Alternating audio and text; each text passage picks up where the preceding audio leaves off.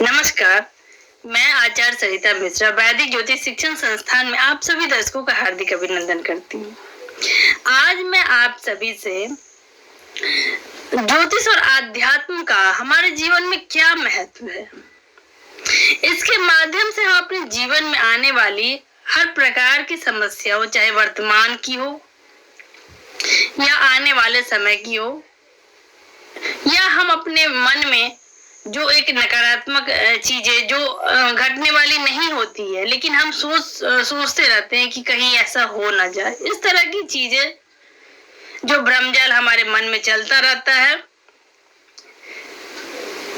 इन सबको दूर करने में ज्योतिष और आध्यात्म की क्या भूमिका हो सकती है, इसको अपनाकर हम कैसे इन सब चीजों से बाहर आ सकते हैं, इस विषय पे आज मैं आप सभी को थोड़ा सा जानकारी देना चाहती हूँ। क्योंकि वर्तमान समय में जो परिदृश्य चल रहा है, थोड़ा सा मैं फ्लैशबैक में जाना चाहती हूँ कि 24 जनवरी 2020 को शनि देव धनु राशि से मकर राशि में गोचर कर गए। और जैसा कि मैं अपनी वीडियो में आपको पहले भी जानकारी दे चुकी हूँ कि शनि देव एक राशि में लगभग 2.5 वर्ष रहते हैं। और शनि ग्रह को एक ज्योतिष शास्त्र में एक पाप ग्रह की संज्ञा दी गई है। शनि दुख महामारी का कारक है, पापी ग्रह है, क्रूर ग्रह है, ऐसा ज्योतिष शास्त्र में माना जाता है। जो कि शनि का एक पहलू है, देखने का नजरिया है। हर ग्रह, यहाँ पे मैं सिर्फ नेगेटिव चीजों को नहीं दिखाना चाहती हूँ, मैं आप सभी से एक चीज और बताना चाहती हूँ कि कोई भी ग्रह, सूर्य, चंद्र, मंगल, बुध, शुक्र, शनि, यहाँ तक कि राहु केतु भी, कोई भी ग्रह बुरा नहीं होता। कोई भी ग्रह बुरा नहीं होता और ना ही बुरा फल देता है, लेकिन निर्भर करता है कि हम जो है ग्रहों को के नेचर के जिस तरह का ग्रह नेचर है, उसके अगर उसको ना जान के उसके अगेंस्ट काम करते हैं तो वही ग्रह हमें बुरा फल देने लगता है। सपोज अगर किसी की कुंडली में गुरु की महादशा चल रही है और गुरु उसकी कुंडली में अकारक है, तो जैसा कि सब जानते हैं कि गुरु एक शुभ ग्रह है, हमेशा ही शुभ फल देगा। संतान का कारक है, धन का कारक है, स्त्री के लिए पति का कारक है, उच्च शिक्षा का कारक है, बहुत सारे गुरु के एट्रीब्यूट्स है। जो भी शुभ और मांगलिक कार्य होता है उसमें गुरु का आशीर्वाद की आवश्यकता होती है। जब भी कुंडली में कोई भी इवेंट देखा जाता है, किसी भी चीज की घटना के बारे में पूछा जाता है कि शादी कब होगा, तो उसके लिए गुरु को आशीर्वाद बोला गया है ज्योतिष शास्त्र में, और शनि को काल यानी कि समय, टाइमिंग निकालने के लिए हमें अगर शादी के बारे में कोई सवाल पूछा जा रहा है तो फर्स्ट हाउस जो कि हम स्वयं हैं, और पंचम हाउस हमारे बुद्धि, शिक्षा, प्रेम, और सप्तम हाउस विवाह। इनमें से किसी भी भाव पर अगर गोचर में शनि और गुरु का डबल ट्रांजिट हो जाता है तो वो समय विवाह के लिए माना जाता है कि विवाह का टाइम आ गया है, उस समय को निकाला जाता है। इसी तरह से हम हर चीज में, चाहे वो विवाह का हो, संतान का हो, जॉब का हो, प्रोफेशन का हो, घर मकान वाहन का हो, कोई भी घटना, शुभ या अशुभ कुछ भी घटना होने के लिए उसको परिणाम रूप में परिणत करने के लिए शनि और गुरु का डबल ट्रांजिट उस भाव पे होने के बाद ही कोई घटना घटित होती है। यहाँ पे ज्योतिष शास्त्र में गुरु को आशीर्वाद, क्योंकि गुरु को आशीर्वाद बोला गया और शनि को काल यानी कि समय बोला गया। तो जो 24 जनवरी 2020 को शनिदेव अपनी राशि मकर राशि में विराजमान हुए और पूरी देश दुनिया में जो एक डर का माहौल, एक भय का माहौल, क्योंकि शनि महामारी के भी कारक होते हैं, दुख, बीमारी, निराशा, धीमा ग्रह, मंद गति से चलने वाला ग्रह, जहाँ पे जहाँ पे सूर्य एक राशि से दूसरी राशि में जाने के लिए 30 दिन का समय लगाते हैं, चंद्रमा एक राशि से दूसरी राशि में जाने के लिए 2 दिन का समय लगाते हैं, मंगल एक राशि से दूसरी राशि में जाने के लिए लगभग 45 दिन का समय लगाते हैं, बुध देव एक राशि से दूसरी राशि में जाने के लिए 22 से 25 दिन का समय लगाते हैं, शुक्र भी इसी तरह से 22 से 25 दिन में एक राशि से दूसरी राशि में परिवर्तन कर लेते हैं, राहु केतु एक राशि से दूसरी राशि में परिवर्तन करने में लगभग 18 महीने का समय लगाते हैं, लेकिन गुरु जो है सो एक राशि से दूसरी राशि में परिवर्तन करने में 12 से 13 महीने का समय लगाते हैं, लेकिन शनि देव एक राशि से दूसरी राशि में गोचर करने में परिवर्तन करने में लगभग 2.5 से 3.25 वर्ष का समय लगाते हैं। तो इस प्रकार ये एक लंबा गोचर होता है, और शनि से इसलिए लोग भय खाते हैं, डरते हैं, क्योंकि अगर मान लीजिए एग्जाम्पल के लिए अगर किसी की कुंडली में पत्री में सूर्य आकारक है, मान लो सूर्य आकारक है, तो कितना दिन के लिए वो बुरा फल देगा? ओनली 30 डेज, इसके बाद तो उसका समय बदल जाएगा। इसी तरह सारे ग्रहों के बारे में आप देख लो, मैंने टाइमिंग बता दिया है। तो लगभग सारे ग्रह जो है सो ज्यादा से ज्यादा मंगल 45 दिन सबसे ज्यादा, अगर किसी की पत्री में अगर मान लो मंगल अकारक है, मांगलिक दोष है, बहुत सारे अंगारक दोष है, तो वो कितने दिन गोचर में कोई भी घटना अगर घटित होती है तो उसमें गोचर का रोल होता है कि ग्रह का कौन सा ग्रह कब गोचर में परिवर्तन करता है राशि, तो कितना दिन 45 दिन तक वो बुरा फल देगा। लेकिन अगर शनि देव 2.5 वर्ष तक अगर किसी की पत्री में अकारक है, मारक है, तो फिर जातक की क्या स्थिति होगी आप स्वयं ही सोच सकते हैं। और इसीलिए शनि से लोग इतना भय खाते हैं, क्योंकि और मैं यहाँ पे डराने का काम नहीं करूंगी, मैं सिर्फ आपको ये जानकारी देती हूँ कि ग्रहों का मूल स्वरूप क्या है, नेचर क्या है, व्यक्तित्व क्या है। एक सिद्धांत के रूप में, एक ज्योतिष शास्त्र के रूप में हर ग्रह के बारे में जो बताया गया है वो जानकारी लेते हुए उसके सही नेचर को अगर आप भाप जाओगे, समझ जाओगे और उसके अनुकूल कार्य व्यवहार करोगे तो फिर ग्रह कोई भी बुरा नहीं होता है। मैं इसको थोड़ा सा शनि पे आती हूँ पीछे जाके कि 24 जनवरी 2020 को शनि जैसे ही मकर राशि में प्रवेश किए तब से लेके महामारी से देश दुनिया प्रभावित हो रहा है। यहाँ मैं पूरी दुनिया के बारे में मैं बात नहीं करूंगी, मैं सिर्फ भारत के परिदृश्य में बात करूंगी। वो जब मैं अगले किसी और वीडियो में जानकारी दूंगी कि पूरी दुनिया में क्यों कोरोना से तबाही आ गई। उसमें बहुत सारी चीजें, ग्रहण का रोल है, एक साथ 6 ग्रह एक ही राशि में आ गए, बहुत सारी चीजें हैं, उस पर मैं अलग से वीडियो बनाऊंगी। अभी सिर्फ मैं अपने भारत के परिदृश्य में, वर्तमान परिदृश्य में, जिस समाज में हम रह रहे हैं, जिस तरह की घटनाएं घट रही है, जिस तरह से लोग परेशान हैं, उसको लेके क्या स्थिति चल रही है और इसमें ग्रहों का क्या इम्पैक्ट है, इसके बारे में मैं थोड़ा सा जानकारी देती हूँ। और लास्ट में मैं इसको ज्योतिष के माध्यम से कैसे समझ के इसको अंडरस्टैंड करके हम इन वर्तमान परिस्थितियों से बाहर आ सकते हैं वो मैं आपको बताऊंगी इस पूरे कार्यक्रम में। तो मेरे वीडियो को तो ध्यान से देखिए। तो अब शनिदेव जैसे अपनी ही राशि में आ गए। अगर मान लीजिए आपकी कुंडली में शनि योग कारक है, लग्नेश है, पंचमेश है, भाग्येश है, तब तो ये जैसे ही ये गोचर में आए तो आपको कहीं ना कहीं से इसके शुभ फल मिले ही होंगे कोरोना काल में भी। लेकिन जिसकी पत्री में अकारक है, मारक है, जिसकी साढ़ेसाती चल रही है, ढैया चल रही है, वो इनसे अत्यधिक प्रभावित रहे होंगे। इसमें तो कोई दो राय हो ही नहीं सकती है। क्योंकि अब शनि से इतना भय क्यों, इसके लिए हमें शनि को समझना होगा।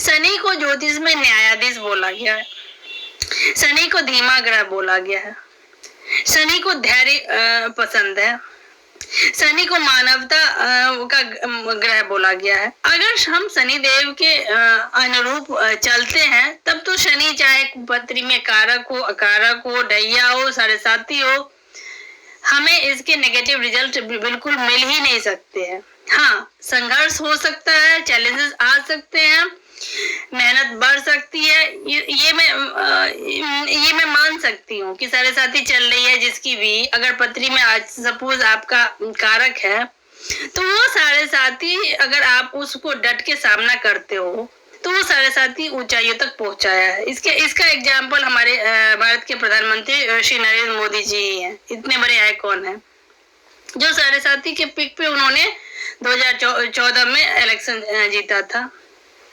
अब इसको थोड़ा सा और समझने के लिए हम सनी के व्यक्तित्व को समझते हैं कि सनी किसके लिए बुरा है। सनी का सीधा संबंध न्याय से है, न्यायाधीश से। अगर आप अपने वर्तमान जीवन में जो भी आप कर्म कर रहे हो, जो भी कार्य कर रहे हो, वो पूरी मेहनत से, शिद्दत से, लगन से कर रहे हो, किसी के साथ गलत व्यवहार नहीं कर रहे हो, अंदर कुछ बाहर कुछ नहीं कर रहे हो, टेबल के नीचे से कुछ गलत चीजें नहीं ले रहे हो, झूठ नहीं बोल रहे हो, लोगों को यूज नहीं कर रहे हो गलत तरीके से, तो शनिदेव आपके लिए ये बुरा नहीं फल दे सकते। लेकिन इसके विपरीत अगर आप काम को डिले करते हो, आलस आपको पसंद है,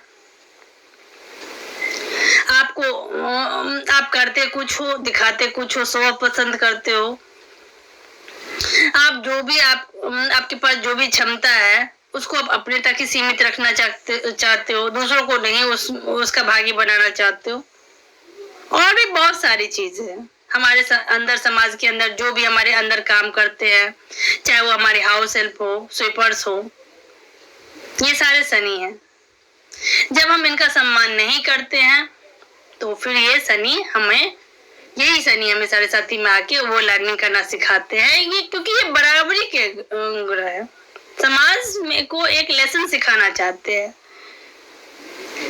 हर प्रत्येक 30 साल पे प्रत्येक जातक की कुंडली में साढ़े साथी आती है, शनि के साढ़े साथी, और ये 30 साल जो भी कर्माज कर रहे होते हैं, जिस भी फील्ड में अगर मान लो हमने कहीं भी कोई कमी कसर छोड़ी है, शनिदेव वहीं पे आके सवाल जवाब करते हैं, परेशानियां क्रिएट करते हैं। सपोज हमने अपने स्वास्थ्य का ध्यान नहीं रखा, हम सिर्फ भौतिकवादी के पीछे भाग रहे हैं, अब सही खान पान नहीं ले रहे हैं, योग ध्यान मेडिटेशन नहीं कर रहे हैं, ईश्वर से डिटैच हो रहे हैं हम, तो जब साढ़े साथी आएगी तो हमारा हेल्थ इशू होना तय है।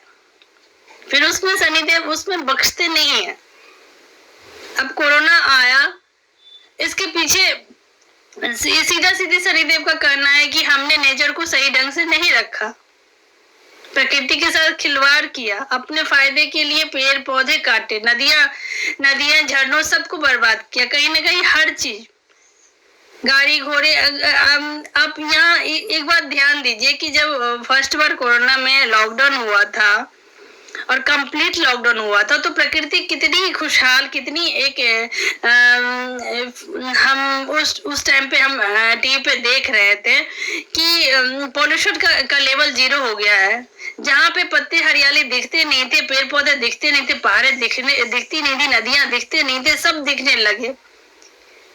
नदियों का पानी बिल्कुल निर्मल, एकदम स्वच्छ हो गया। इट मीन्स नेचर के अगेंस्ट जब हम जाएंगे तो नेचर खुद ही आके उसको अपने तरीके से ठीक कर लेगा। ईश्वर से बढ़ के ना, ईश्वर किसी भी रूप में आके हमें लेसन सिखा सकता है, चाहे वो शनि के रूप में हो, माध्यम चाहे कोई भी हो, ये सारे माध्यम हैं। लेकिन गूढ़ में अगर जाएंगे, उसके चिंतन में जाएंगे, तो मेन लेसन यही है कि प्रकृति हमसे कुछ बदलाव चाहती है, पुनरावृत्ति की तरफ चाहती है। जो भारत एक धर्म का देश रहा है, आध्यात्म का देश रहा है, ऋषि मुनियों का देश रहा है, यहाँ पे अध्ययन अध्यापन, गुरु शिष्य, चिंतन अध्ययन मनन, अपने बड़ों का आशीर्वाद, छोटों से प्यार, ये कहीं ना कहीं हम लोग भूल रहे हैं और सिर्फ एक ही चीज के पीछे भाग रहे हैं, एक रेस में कि आगे जाना है, उससे आगे जाना है, पता नहीं है कहाँ जाना है, बस जाना है। क्या चाहिए? धन, ऐशो आराम, सुख, ये भौतिक सुख। जबकि अगर यहाँ भी अगर आध्यात्म की दृष्टि से देखा जाए तो जो भी हम भौतिक चीजें धन के माध्यम से अर्जित करते हैं वो सिर्फ हमारे शरीर को आराम दे रहे हैं। क्या कोई अगर सपोज एग्जांपल के लिए अगर मैंने एक हीरे का हार खरीद लिया और वो मैंने धारण कर लिया और मैं शीशे के सामने खड़े होकर अपने व्यक्तित्व को निहार रही हूँ कि मैंने पा लिया, जो मेरा तो यही मकसद था, मेरा व्यक्तित्व कितना निखर गया, शायद मेरा जन्म इसी के लिए हुआ था, मैंने जो चाहा वो कर लिया। कुछ देर के लिए हमारे मन में इस तरह के विचार उठेंगे और हम अपने आप पे बहुत प्राउड फील होगा। इस तरह की चीजें होती होगी जब भी हम कोई अच्छी चीजें खरीदते हैं। लेकिन ये चीजें, ये बातें कितने देर, 12 घंटा, 24 घंटा, इससे अधिक, इसके बाद फिर क्या होता है? क्या ये जो भी चीजें हैं, क्या ये हमारे हृदय में वो सुकून, वो शांति, वो हमारी जो नकारात्मक चीजें हैं, क्या उसको सकारात्मकता में बदलने की ताकत रखता है? क्या हमारे थिंकिंग में, हमारे थॉट्स में कुछ चेंजेस हुए? नहीं ना। क्या हमें अपने आप से ज्ञान हुआ? क्या हमने अपना खुद का चिंतन, अपना परिचय किया कि हम यहाँ क्यों आए हैं, हमारा असली व्यक्तित्व क्या है, हमारा मकसद क्या है? नहीं सोचते, क्योंकि अपने लिए समय ही नहीं है। हमारे लिए तो सिर्फ और सिर्फ उस रेस का हिस्सा बनने में ही हमें आनंद की अनुभूति होती है। हम पड़ोसी को देख के उससे जलते हैं कि पड़ोसी की यहाँ एक गाड़ी आ गई, हमारे पास कब आएगी। इस तरह की चीजें सोचते हैं और उसके पीछे ही भागते रहते हैं। आध्यात्म का यहाँ पे बहुत बड़ा रोल है हमारे जीवन में। आध्यात्म के माध्यम से हमें जो हम अपने अंदर जो अपने आप को नहीं पहचान रहे हैं उसके बारे में परिचय कराता है आध्यात्म। आध्यात्म का सीधा संबंध उस ईश्वर के साथ है, उस परमात्मा के साथ है, जो हमारे सबसे परम लक्ष्य गोल है। हम इस दुनिया में आए, हमारा जो भी कर्माज रहा है, जो भी में हमारा कर्म रहा है, उसके अकॉर्डिंग चल रहा है। हाथ पैर सब कुछ चलते हैं, सब कुछ चल रहा है, कर्म हो रहा है, करवाने वाला कर्म करवा भी रहा है हमसे। और जब हमारा ये कर्माज का टाइमिंग खत्म हो जाएगा, फिर वो शरीर से प्राण निकल जाएगी और यहाँ पे हमारा शरीर अग्नि में भस्म होके एक राख के रूप में बन जाएगा और फिर हमारे साथ जाएगा सिर्फ और सिर्फ हमारे कर्मास, जो उस परमात्मा के पास जाने के बाद वहां पे जाके डिसाइड होगा कि हमने क्या किया, क्या पाया, क्या खोया। उससे आगे की जर्नी फिर उसके बाद परमात्मा तय करेगा। इन चीजों के तरफ हम कभी भी ध्यान नहीं देते हैं।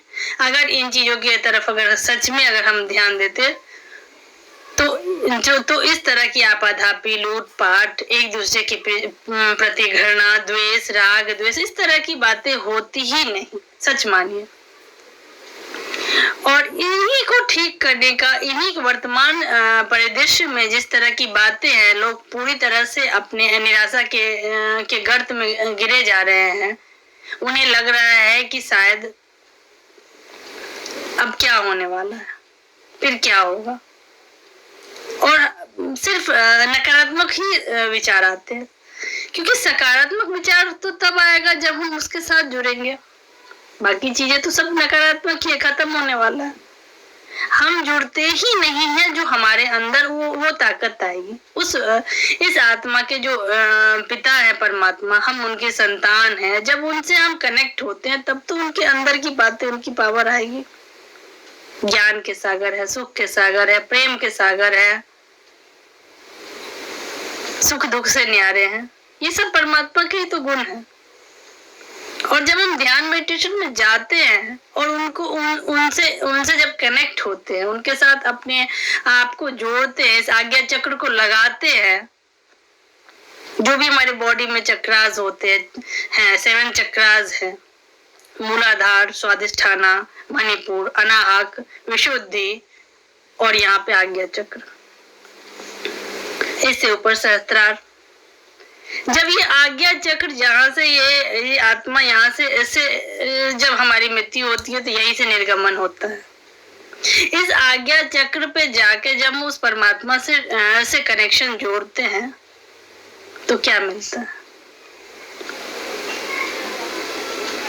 तो उनकी जो भी उनके जो गुण धर्म है वो सारे के सारे हमारे, वो परमात्मा हमें वो सारा सूद सहित हमें वापस कर देता है। हमें वो ज्ञान देता है कि हम कौन है, हमारी ताकत का हमें एहसास दिलाता है।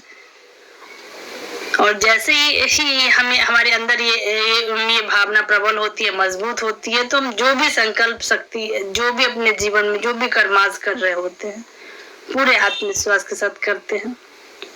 जीवन में रहते हुए, कर्म में रहते हुए डिटैच, यही आध्यात्म है, यही योग है, यही मेडिटेशन है। ज्योतिष का रोल इस जीवन में पाने वाले लक्ष्य की तरफ हमें अग्रसर करता है, और आध्यात्म का लक्ष्य, आध्यात्म हमें उस परम लक्ष्य, इस आत्मा के निर्गमन का अंतिम लक्ष्य मोक्ष है, उसके तरफ ले जाता है।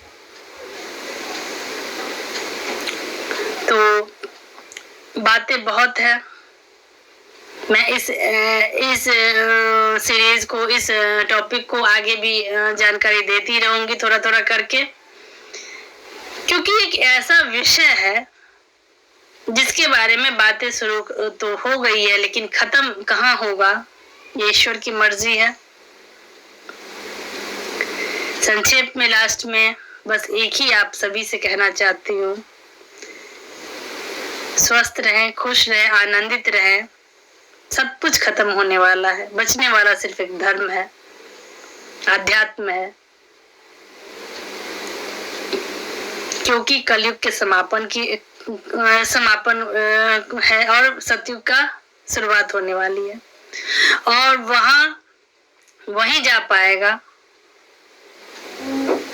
जिसमें जो नर का व्यक्तित्व नारायण की तरह हो और नारी का व्यक्तित्व माँ लक्ष्मी की तरह हो। तभी तो वो सतयुगी दुनिया का निर्माण ईश्वर द्वारा होगा।